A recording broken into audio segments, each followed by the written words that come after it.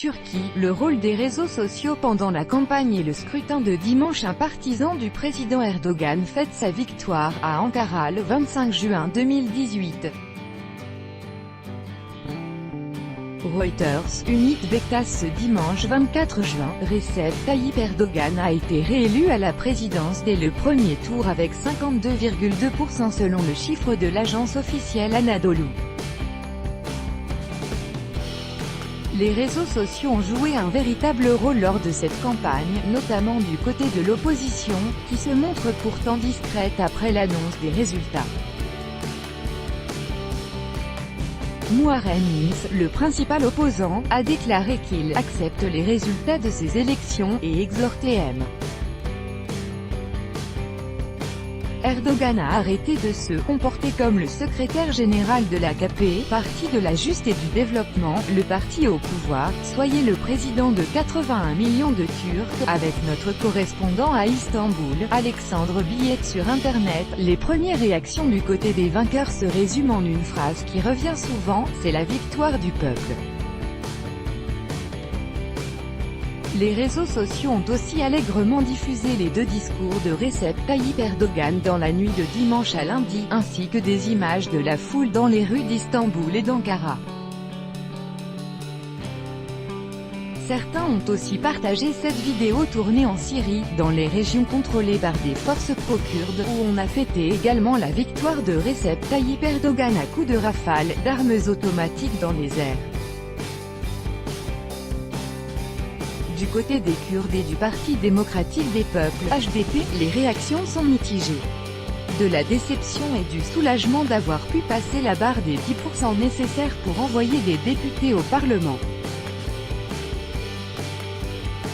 Soit la seule bonne nouvelle de la soirée, ont tweeté plusieurs responsables politiques de l'opposition.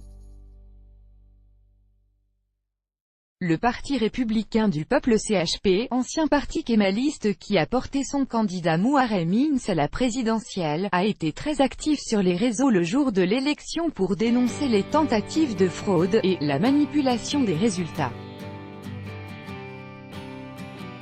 Puis il a observé une prudente réserve, son candidat ayant annoncé une conférence de presse pour la mi-journée ce lundi.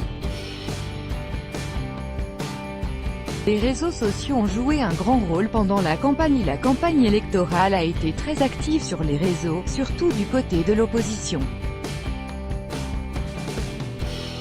Notamment, Selahattin Demirtas, le candidat du parti pro-kurde HDP, a fait campagne depuis sa prison et a tenu un rassemblement virtuel.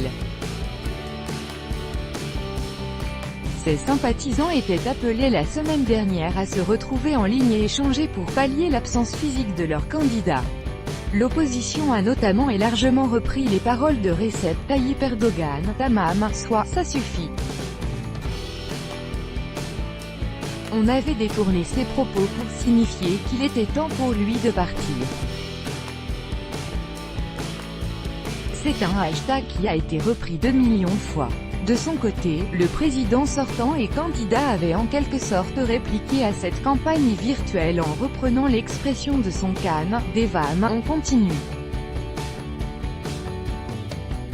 C'est en réalité le premier tweet du président turc après la confirmation par la commission électorale de sa victoire dimanche 24 juin au soir. Devam, Turquie. Recep Tayyip Erdogan, @rt-erdogan, 24 juin 2018. Il faut rappeler que les candidats de l'opposition ont été quasiment exclus des médias pendant la campagne électorale. Le net mobilisé contre la fraude pendant le vote, les réseaux ont beaucoup parlé de fraude électorale et de la manière de la prévenir, avec énormément de photos et de vidéos. Du jamais vu à ce degré. C'est une bonne nouvelle pour la mobilisation citoyenne en Turquie. En effet, ces partages ont peut-être permis de limiter accrochages et tentatives de fraude. Les 500 000 observateurs présents dans les bureaux de vote dimanche 24 juin ont peut-être également joué un rôle. Ils étaient bien évidemment avec leur téléphone, et ont pu ainsi partager, par exemple, les tentatives de bourrage d'urne ou encore d'intimidation contre des responsables de l'opposition.